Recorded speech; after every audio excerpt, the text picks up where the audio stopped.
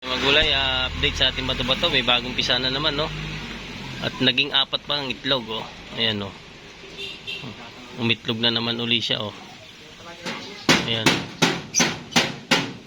Bagong pisa po. Yung isa mapipisa rin,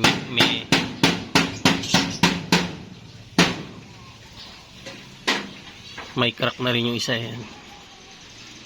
Ayan. May crack na yung isa, oh. Napisa na isa. Bali nung pinakita ko sa inyo ay 3, no. Nagitlog pa uli siya ng isa pa, no. Yan. Sayang yung yung dalawang naging anak na niyan, eh. Hindi nang nakalusot.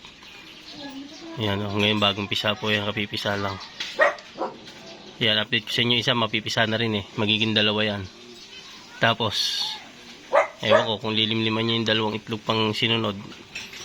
Hindi pa napipisa, eh, umitlog na uli ng 2 piraso. Ngayon napisa na yung isang itlog, bago yung isa may putok na rin.